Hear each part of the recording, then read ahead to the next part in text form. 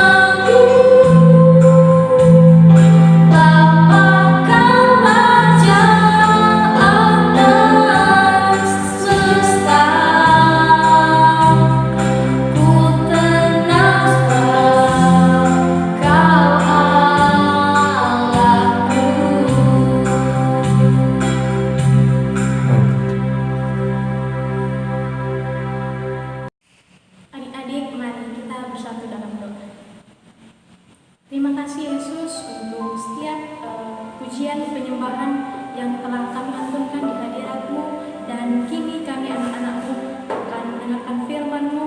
Berkati hamba-Mu yang akan memberitakan firman-Mu, biarlah kami anak-anak-Mu dapat diberkati dengan firman-Mu dan dapat melakukannya dalam kehidupan kami.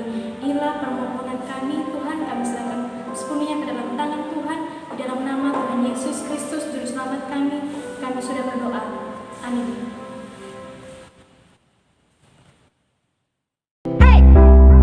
Hey!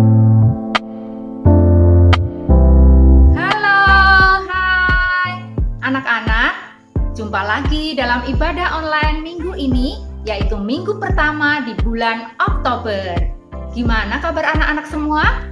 Tante berharap semua dalam keadaan sehat dan masih tetap semangat. Anak-anak, Tante mau bertanya nih, kalian pernah nggak melihat film atau drama di TV, tetapi setelah ceritanya semakin seru dan kalian semakin penasaran apa yang akan terjadi, ternyata tiba-tiba film itu ada tulisan bersambung. Kita nggak tahu ya kelanjutan film itu apa. Kita jadi penasaran kan apa yang terjadi setelahnya. Kita jadi mengira-ngira, aduh tadi tokoh utamanya kira-kira bagaimana ya? Aduh, orang yang jahat tadi akhirnya bagaimana ya? Kita jadi penasaran dan tidak tahu apa yang akan terjadi selanjutnya. Kita jadi tahu setelah film itu dilanjutkan kembali. Setelah film itu dilanjutkan kembali dan berakhir dengan tulisan tamat, nah di saat itu kita akan tahu cerita selanjutnya dan akan berakhir seperti apa. Nah anak-anak, hari ini firman Tuhan kita akan bercerita tentang seorang Yusuf. Anak-anak ingat kan? Yusuf yang dulu pernah membawa saudara-saudaranya pada waktu kelaparan berpindah dari negeri Kanaan, membawa saudara-saudaranya ke tanah Mesir. Nah, di tanah Mesir itu anak-anak, ternyata keluarga dari Yusuf ini mereka beranak cucu dan bertambah banyak. Mereka memenuhi setiap kota di kota Mesir. Kemudian matilah Yusuf beserta saudara-saudaranya dan orang-orang yang seangkatan dengan dia. Tetapi bangsa Israel yang hidup di Mesir, mereka semakin bertambah banyak dan beranak cucu dan tidak terbilang banyaknya jumlahnya. Anak-anak, bangkitlah seorang raja Mesir, yaitu Fir'aun. Mereka sangat ketakutan dengan jumlah orang Israel yang begitu banyak ini. Karena mereka takut nanti bangsa Israel akan memberontak dan melawan orang Mesir. Sehingga apa anak-anak? Mereka menjadikan orang Israel budak mereka. Dan lebih ngeri lagi, sang Fir'aun mempunyai pikiran yang sangat jahat. Begini, dia mempunyai rencana, yaitu setiap bayi laki-laki yang lahir dari bangsa Israel disuruh dibunuh oleh bidan-bidan. Ngeri anak-anak, cerita ini sepertinya sangat mengerikan karena akan berakhir dengan kesedihan ibu-ibu. Tetapi jangan berhenti dulu, kita lanjutkan ceritanya. Tetap dengarkan Tante Vera ya. Jadi anak-anak, ada seorang ibu dari bangsa Israel, dia sedang mengandung dan mengharapkan seorang bayi yang sangat lucu lahir dari kandungannya. Nah, pada suatu hari, ibu ini melahirkan. Kira-kira bayinya laki-laki atau perempuan ya? Kita tebak ya, laki-laki atau perempuan. Ternyata ibu ini melahirkan seorang bayi laki-laki. Iya betul, ibu ini bernama Ibu Yokebed. Ibu Yokebed melahirkan seorang bayi laki-laki yang sangat lucu.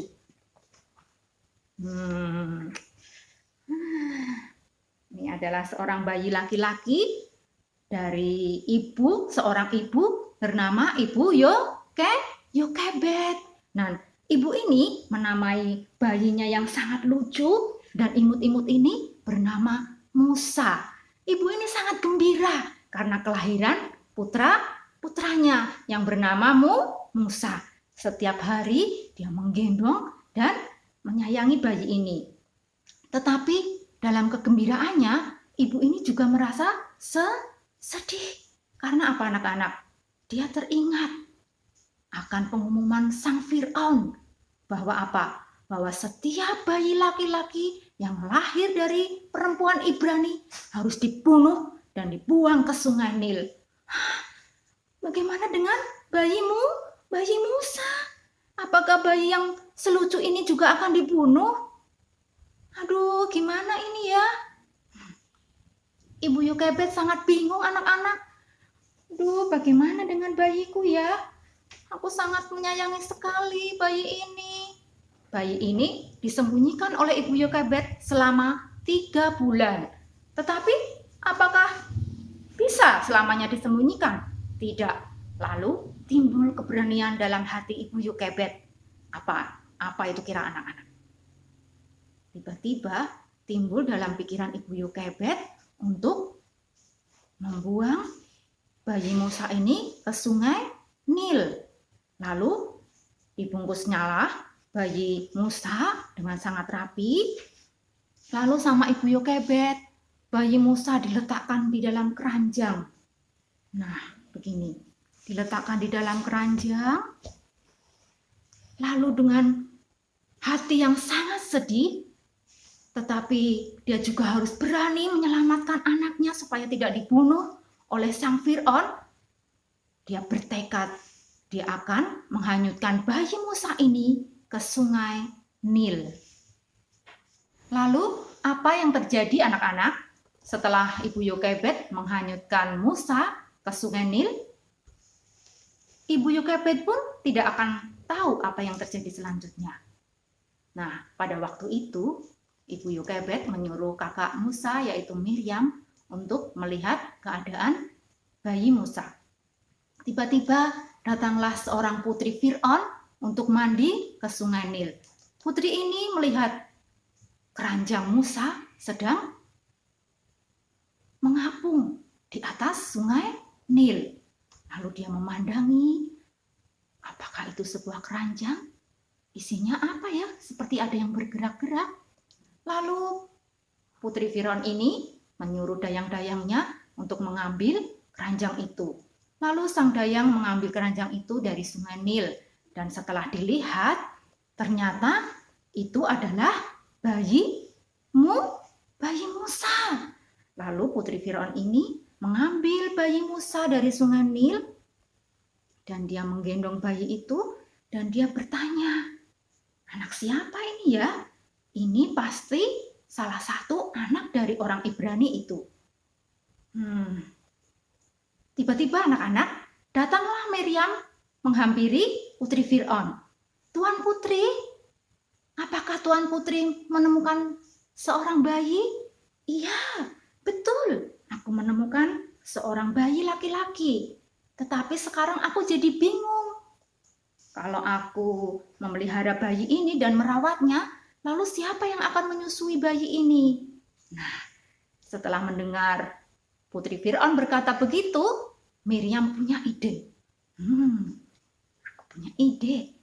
Aku panggil aja Ibu Yokebed untuk menyusui bayi Musa. Lalu dia berkata kepada putri Fir'aun, Putri Fir'aun, aku akan mencarikan inang penyusu untuk menyusui bayi Musa.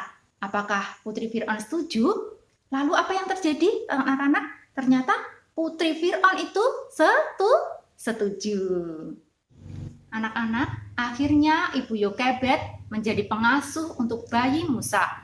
Dan itu adalah anaknya sendiri. Dia berhasil mengumpulkan keberaniannya untuk menghanyutkan bayi Musa ke sungai Nil. Pada waktu itu sebenarnya Ibu Yokebed dan Miriam tidak tahu apa yang akan terjadi dengan bayi Musa. Tetapi Tuhan menaruh keberanian di dalam hati Ibu Yokebed, supaya Ibu Yokebed mempunyai keberanian dan percaya kepada Tuhan bahwa Tuhan mempunyai rencana untuk Musa. Tuhan memakai keberanian Yokebed untuk menyelamatkan bayi Musa supaya tidak terbunuh. Dan itu sangat penting karena Tuhan mempunyai rencana untuk hidup Musa. Anak-anak, Tuhan juga punya rencana loh dalam setiap hidup kita. Oleh karena itu, kita juga bisa mempunyai keberanian seperti Ibu Yokebed, bahkan melakukan sesuatu ketika kita tidak tahu apa yang akan terjadi selanjutnya. Bottom line kita hari ini yaitu, kamu dapat melakukan yang seharusnya dilakukan, bahkan ketika kamu tidak tahu apa yang akan terjadi selanjutnya. Coba kita ulangi bottom line kita. Kamu dapat melakukan apa yang seharusnya dilakukan, bahkan ketika kamu tidak tahu apa yang akan terjadi selanjutnya. Anak-anak, ada banyak hal dalam hidup kita yang sepertinya tidak pasti ya. Seperti saat kita menghadapi lomba misalnya, kita sudah berlatih, kita sudah melakukan yang terbaik, tapi kita tidak tahu pasti apakah nanti kita tuh akan memenangkan perlombaan itu atau tidak. Sehingga kadang-kadang itu membuat kita takut dan khawatir. Contohnya lagi saat kita menghadapi ujian sekolah, kita sudah belajar dengan sungguh-sungguh, bahkan kita tidak tidur, meluangkan banyak waktu, tapi kita juga tidak tahu pasti apakah kita nanti akan lulus dalam ujian itu atau tidak. Dan itu juga akan membuat kita takut dan khawatir. Seperti, coba kita lihat contoh teman kita ya, kita lihat videonya. Latihan sepeda lagi.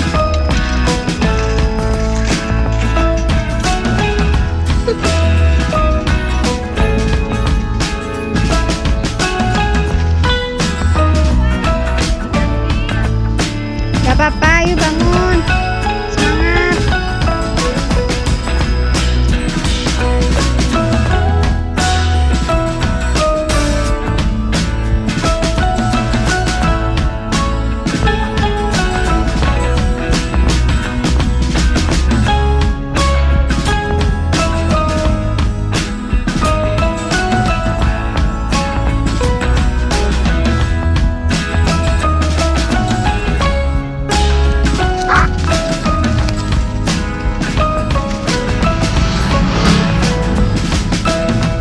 Kakak bisa.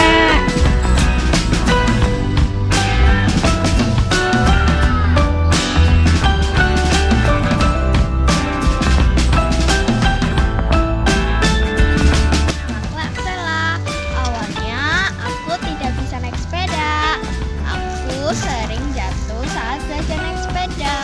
Tapi aku beranikan diri dan percaya pasti Tuhan bantu. Dengan tekun berlatih akhirnya aku dapat naik sepeda dengan baik. Amin. Terima kasih. Tuhan Yesus memberkati. Nah, kita sudah lihat ya video teman kita, Aksela, bagaimana dia dengan sungguh-sungguh berlatih untuk bisa menaiki sepeda. Awalnya mungkin dia juga akan takut, gugup, bagaimana kalau jatuh, pasti akan sakit. Tetapi dengan keberanian yang dia miliki, dia bertekad, dia berlatih terus supaya dia bisa menaiki sepedanya dengan baik. Dan saat itu hasilnya baik dan dia sangat bersukacita karena itu. Anak-anak, banyak hal yang tidak pasti di dalam kehidupan kita, tetapi kita bisa percaya kepada Tuhan bahwa Tuhan punya rencana yang indah di dalam kehidupan kita.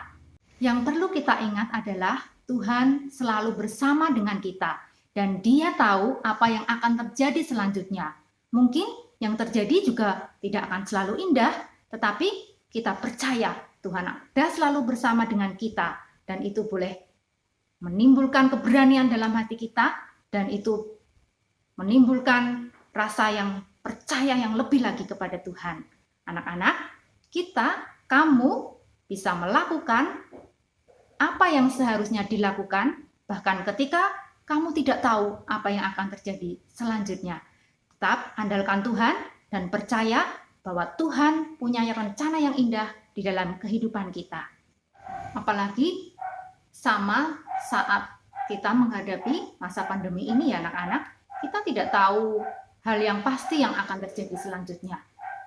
Kita tidak tahu pasti kapan kita akan pergi ke sekolah, kita juga tidak tahu pasti kita akan pergi ke sekolah minggu kembali, beribadah bersama dengan teman-teman kita.